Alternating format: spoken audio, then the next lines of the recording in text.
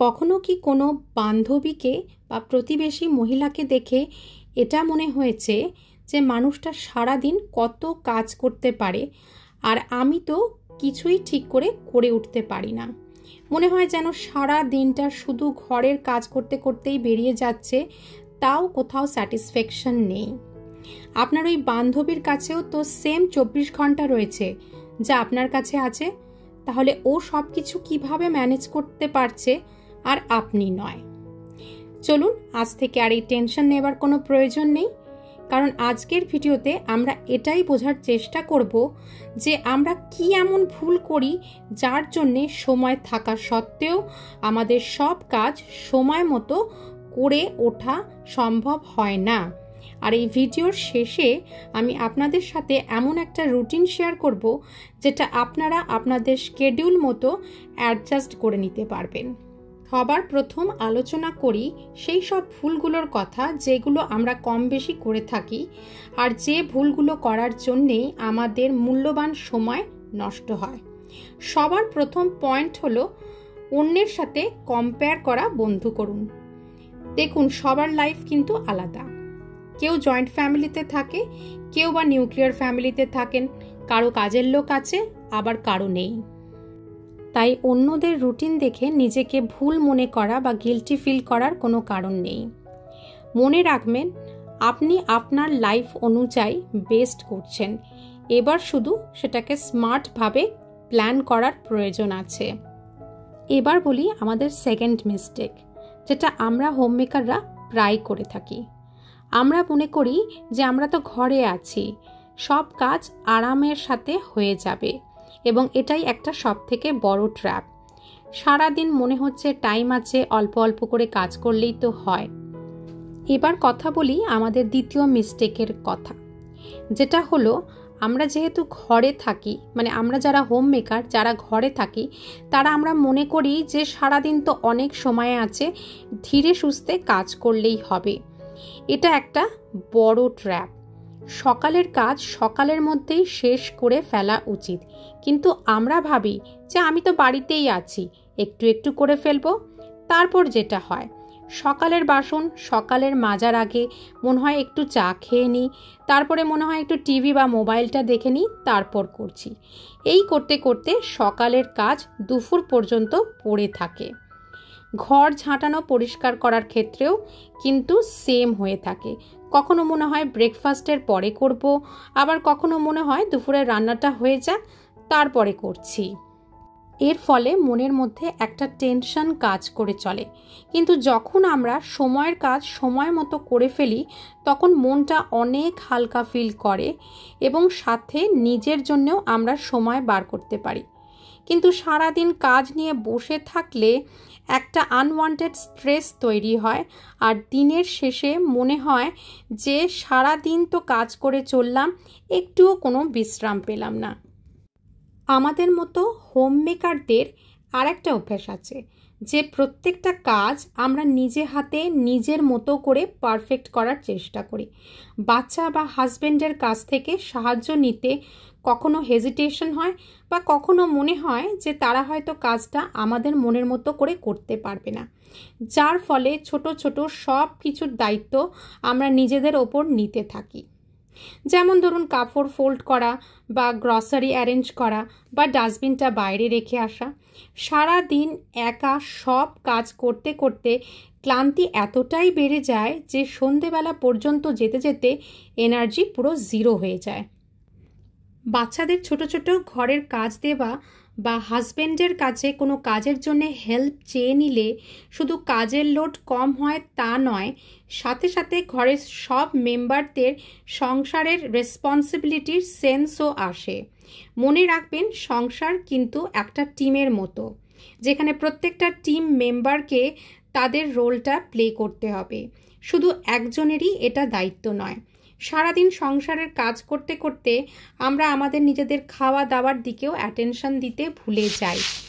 অনেক সময় দেখা যায় যে আমরা ব্রেকফাস্ট স্কিপ করে দিচ্ছি, বা কখনো 1 কাপ চা আর বিস্কিট খেয়েই কাজে নেমে পড়ছি। তাই যখন খিদে পায় তখন হয়তো বা আমরা লেফট ওভার দিয়ে কাজ চালাই, অথবা আনহেলদি হাতের কাছে যেসব খাবার পাই সেটাই খেয়ে নিই। কখনো কখনো এমনও হয় যে প্রপারলি জল খাবার পর্যন্ত সময় হয় না, যার এফেক্ট আমরা কিন্তু দিনের শেষে খুব ভালোভাবেই টের পাই। এই সব হতে থাকার জন্যে যেটা হয় যে আমাদের মুডও ধীরে ধীরে অফ হতে থাকে এবং সংসার চালানো মুশকিল হয়ে যায়। মনে রাখবেন, সংসার চালানো একটা ম্যারাথনের মতো, এটা 100 মিটারের রেস নয়। যদি নিজের শরীরকে সঠিক ফুয়েল না দেবেন তাহলে দিনের অর্ধেক না হতে হতেই এনার্জি কমপ্লিটলি শেষ হয়ে যাবে। সেই জন্যেই ব্রেকফাস্ট সব সময় হেলদি রাখুন, লাঞ্চে ব্যালেন্সড মিল খান, আর সারাদিন সঠিক পরিমাণে জল ইনটেক করুন। এই সাধারণ অভ্যাস আপনার কাজের পেস ও মুড দুটোই ঠিক রাখবে। সারাদিন কাজ শেষই হয় না। সারাদিন কিচেনের কাজ, তারপর লন্ড্রি, ক্লিনিং, ডাস্টিং, তার সাথে বাড়ির সকলের চাহিদা মেটাতে মেটাতে বুঝতেই পারা যায় না কখন দিনের অর্ধেকটাই বেরিয়ে গেছে। বাচ্চাদেরকে স্কুলের জন্য রেডি করা, হাজব্যান্ড অফিস যাবে তার জন্য টিফিন তৈরি করা, ঘর পরিষ্কার, বাজার থেকে জিনিস আনা, এই সব দিকে অ্যাটেনশন দিতে গিয়ে আমরা নিজেদের জন্য আর সময় বের করে উঠতে পারি না। এক কাপ চা নিয়ে ব্যালকনিতে শান্তিতে বসার জন্যও আমাদের কাছে সময় হয় না, বা নিজের পছন্দের কোনো একটা ছোট কাজ করারও সময় আমরা বের করে উঠতে পারি না। আর বিকেল আসতে না আসতে শরীর এতটাই টায়ার্ড ফিল করতে থাকে যে মেজাজ চিড়চিড়ে হয়ে যায়, আর ছোট ছোট কারণেই আমরা আমাদের নিজেদের লোকের ওপরেই চিৎকার করতে থাকি। সত্যি এটাই যে আমরা সবাইকে খুশি করতে গিয়ে নিজেদের কথা নিজেরা ভুলে যাই। শুধু 10টা মিনিট নিজের জন্য বের করা খুবই প্রয়োজন, যাতে আমরা নিজেদেরকেও খুশি রাখতে পারি এবং আমাদের পরিবারের অন্যান্য সদস্যদেরকেও আমরা খুশি রাখতে পারি। নিজেদের জন্য একটা ফিক্সড রুটিন না মেনটেন করা আমাদের আর একটা বড় ভুল। যখন আপনার দিনটা কোনো ফিক্সড রুটিন ছাড়া চলবে, তখন কাজ কখন শুরু করবেন আর কখন শেষ হবে তার ক্ল্যারিটি থাকে না। যখন আপনি ব্রেকফাস্ট বানাচ্ছেন তখন লাঞ্চের চিন্তা করছেন, আর যখন লাঞ্চ প্রিপেয়ার করছেন সেই সময় বসে আপনি জামা কাপড়ের চিন্তা করছেন। কখনো বাসন তাড়াতাড়ি পরিষ্কার হচ্ছে তো কখন ঘরের সাফ সাফাই লেট হয়ে যাচ্ছে, আর কখনো জামা কাপড় যেটা সকালে কাচার প্রয়োজন ছিল সেটা দুপুর পর্যন্ত পড়েই থাকছে, যার ফলে সারা দিনটা আপনি ভাবতে ভাবতে আর প্ল্যান করতে করতে কাটিয়ে দিচ্ছেন, আর কাজগুলো কোনো রকমে শেষ হচ্ছে, না হয় পরের দিনের জন্য পড়ে থাকছে। তাই একটা সিম্পল রুটিন বানিয়ে নিলে আপনার মাথা পরিষ্কার থাকবে, আর কাজ একটা স্পেসিফিক ফ্লো মেনটেন করে হতে থাকবে। যেমন ধরুন, সকালের সময়টা কিচেনের জন্যে, দুপুরের আগে ঘর পরিষ্কারের জন্যে, তারপর বিকেলের কিছুটা সময় নিজের জন্যে। আর রুটিন না থাকলে সারাদিন ছোট ছোট টেনশন আসতেই থাকবে, আর দিনের শেষে মনে হবে সারা দিনটা শুধু কাজই করে গেলাম, কিন্তু কিছুই যেন ঠিক করে শেষ হলো না। রান্নাঘরে ঠিক কতটা সময় দেবেন তার ক্ল্যারিটি থাকা খুব প্রয়োজন, কারণ আমাদের মতো হোম মেকারদের ম্যাক্সিমাম টাইম কিচেনেই স্পেন্ড হয়। কখনো কখনো এরকমও হয় যে আমরা প্ল্যান করেছি একটা সিম্পল ব্রেকফাস্ট বা লাঞ্চ তৈরি করব, কিন্তু রান্নাঘরে ঢোকার সাথে সাথেই মাথায় আসে যে বাসনগুলো পড়ে আছে, বাসনগুলো মাজা হয়নি, ওদিকে চপিং বোর্ড খুঁজে পাওয়া যাচ্ছে না, অথবা মশলার ডাব্বাগুলো খালি রয়েছে যেগুলোকে ভরতে হবে, না হলে রান্না করা সম্ভব হবে না। এই সব কাজ করতে করতে যেটা হয় যে সাধারণ কাজ যেটা 10 মিনিটে বা 15 মিনিটে শেষ হয়ে যেত, সেই কাজটা শেষ হতে হতে 1 থেকে 2 ঘন্টা লেগে যায়। এবং দিনের শেষে আমরা ভাবতে থাকি যে আজ তো আমি সাধারণ রান্না করব বলে ঠিক করেছিলাম, তাহলে আমার সময়টা গেল কোথায়? আসলে ব্যাপারটা হলো, যখন আমরা রান্নাঘরের কাজের জন্য কোনো স্পেসিফিক টাইম সেট করি না বা প্ল্যান করি না, তখন কাজের স্পিড স্লো হয়ে যায়। আমরা অনেক সময় কাজের মাঝখানে অন্য কাজ করতে থাকি, যেমন রান্না করতে করতে মাঝখানে চা তৈরি করা, বা ফোন চেক করা, বা বাচ্চা ডাকলে সেদিকে চলে যাওয়া, এবং ফিরে আসতে আসতে আমাদের ওয়ার্ক ফ্লো কিন্তু নষ্ট হয়ে যায়। তাই কোনো রান্না করার আগেই যদি কোনো স্পেসিফিক রেসিপি থাকে সেটার কতটা টাইম লাগতে পারে তার একটা আন্দাজ করে নিলে এবং কিছু প্রিপারেশন আগে থেকে করে রাখলে আপনি দেখবেন যে আপনি অনেকটা টাইম সেভ করতে পারছেন। কোন কাজটা আগে করবেন, কোন কাজটা পরে করবেন, সেসবগুলোও যদি আপনি ডিসাইড করে নিতে পারেন তাহলে দেখবেন আপনার রান্নার ঘরে সময়টা অর্ধেক লাগছে এবং বাকি সময়টা আপনি নিজের জন্যে বা ফ্যামিলিকে দিতে পারছেন। চলুন এবার আমি আপনাদের সাথে একটা খুব সিম্পল ডেলি রুটিন শেয়ার করছি, যেটা আপনারা ফলো করলে আপনাদের কাজ অনেক বেশি সহজ হয়ে উঠবে। নাম্বার 1, রাতের বেলায় প্ল্যান করুন পরের দিন সেই প্ল্যান মতোই কাজ করবেন। রাতে জাস্ট 10টা মিনিটের জন্য বসুন আর প্রত্যেকটা কাজের একটা বেসিক লিস্ট প্রিপেয়ার করুন, যেমন ব্রেকফাস্ট, লাঞ্চ, লন্ড্রি, বাচ্চার জন্য টাইম এটসেট্রা।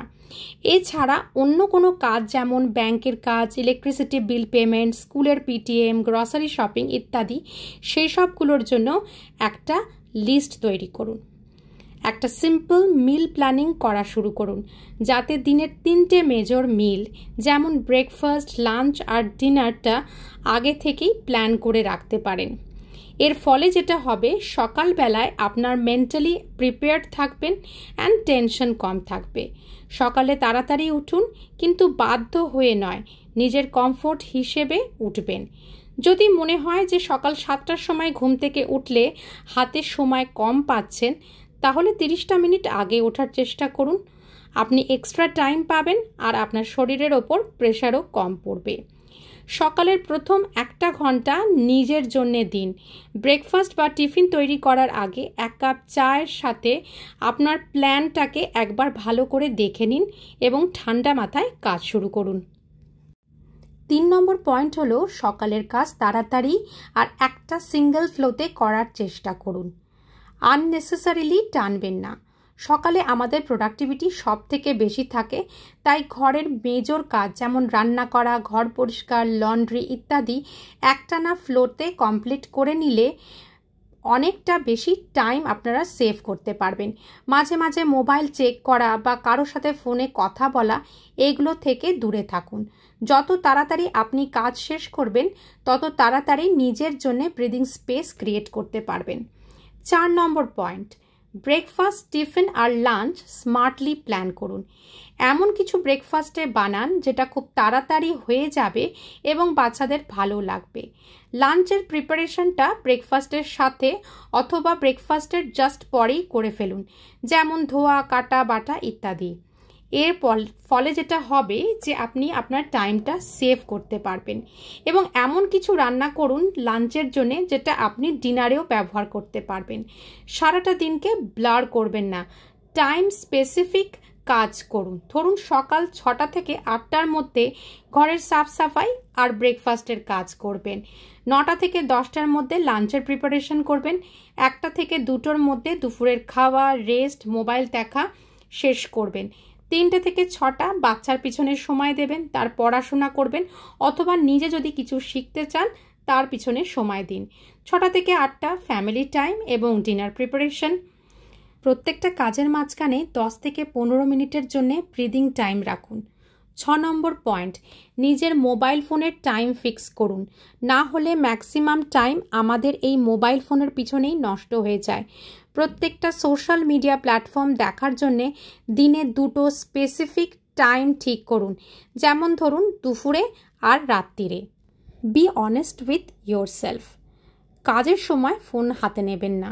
আপনি নিজেই দেখবেন যে নিজের দিনের মধ্যে 1 থেকে 2 ঘন্টা এমনি সেভ করতে পারছেন। 7 নম্বর পয়েন্ট, নিজের জন্যে সময় ফিক্স করুন। এটা লাক্সারি নয়, প্রয়োজন। দিনের মধ্যে 15 থেকে 20 মিনিট নিজের সাথে একলা স্পেন্ড করুন। বই পড়ুন, মেডিটেট করুন বা এমনি বসুন। যদি পসিবল হয় তাহলে রোজ কিছু ফ্রি হ্যান্ড এক্সারসাইজ বা সিম্পল যোগা করুন। নিজেকে প্রায়োরিটি দেওয়া সেলফিশনেস নয়, এটা স্মার্টনেস। 8 নম্বর পয়েন্ট, উইকলি প্ল্যানিং করুন। রোজ সব কাজ করা সম্ভব নয়, যেমন ধরুন অল্টারনেট ডেতে লন্ড্রি করুন। কোনো জায়গার ডিপ ক্লিনিংয়ের জন্যে সপ্তাহে 2টো দিন ফিক্স করুন। উইকেন্ডে রান্নার কিছু কাজ এগিয়ে রাখুন, যেমন আদা বাটা, রসুন বাটা, কিছু মশলা রোস্ট করে রাখা, কিছু ভেজিটেবলস চপ করে রাখা। কখনো কখনো কিছু কিছু জিনিস আমাদের প্ল্যানিং মতো হয় না, এতে গিল্ট ফিল করার কিছু নেই। হয়তো কোনো দিন বাড়িতে হঠাৎ কোনো আত্মীয় এসে গেল, বা বাচ্চার শরীর খারাপ হলো, বা আপনিই হয়তো নিজে অসুস্থ হয়ে পড়লেন। নিজেকে রেস্ট দিন। রুটিন রিজিড নয়, ফ্লেক্সিবল হওয়া উচিত। আপনার কমফোর্ট হিসেবে আপনার রুটিন তৈরি করুন। তো ভাবার বিষয় এটাই যে কাজ তো সবাইকে করতে হবে, কিন্তু সেই কাজটা যদি একটা স্মার্ট রুটিনের সাথে করলে স্ট্রেস কমানো যায় আর স্যাটিসফ্যাকশন বাড়ানো যায়, নিজের দিনটাকে এবং নিজের সময়টাকে কন্ট্রোলে রাখা যায়, তাহলে আমরা কেন প্ল্যান করে চলবো না? সারাটা দিন কাজ কাজ করে অস্থির হতে হবে না? তাহলে চলুন আজই একটা খাতা নিয়ে নিজেদের দিনটাকে সুন্দর করে প্ল্যান করে ফেলুন। দেখবেন আপনার দিনগুলো কি সুন্দর এবং স্মুথ হয়ে উঠছে। অনেক সময় আমরা ছোট ছোট ভুল যেগুলো রোজ করে থাকি সেগুলোকে নেগলেক্ট করি, কিন্তু এই ছোট ছোট ভুলগুলোই আমাদের দিনের কাজের ফ্লোকে নষ্ট করে এবং এনার্জি লেভেলকে ডাউন করে দেয়। সামান্য কন্ট্রোল করলে আর নিজেদের জীবনে ছোট ছোট পরিবর্তন আনলে যদি নিজেদের দিনটাকে স্মুথ, অর্গানাইজড আর পিসফুল বানানো যায়, তাহলে প্ল্যানিং কেন করব না? হোম মেকিং বা ঘর সামলানো শুধুই কাজ নয়, এটা একটা আর্ট। আর নিজেকে সামলানো ওই আর্টের সব থেকে ইম্পর্টেন্ট পার্ট। সেই জন্যে নিজের দিনটাকে সুন্দরভাবে প্ল্যান করুন, হেলথের দিকে নজর রাখুন এবং নিজের জন্যে সময় বের করুন। যদি এই ভিডিওটা আপনার ভালো লেগে থাকে তাহলে কমেন্টে জানাতে ভুলবেন না আপনারা আপনাদের দিনটাকে প্রোডাক্টিভ বানানোর জন্যে কোন একটা চেঞ্জ শুরু করেছেন। আর পারলে এই ভিডিওটা আপনাদের বন্ধু বান্ধব ফ্যামিলি মেম্বারদের সাথে শেয়ার করুন, যাতে তাদের জীবনটাকেও তারা সুন্দরভাবে প্ল্যান করতে পারে। আজকের মতো এখানেই ভিডিওটা শেষ করছি। দেখা হবে পরবর্তী কোনো ভিডিওতে। সবাই ভালো থাকবেন, সুস্থ থাকবেন এবং চ্যানেলটাকে সাবস্ক্রাইব করে আমার পাশে থাকতে ভুলবেন না। নমস্কার।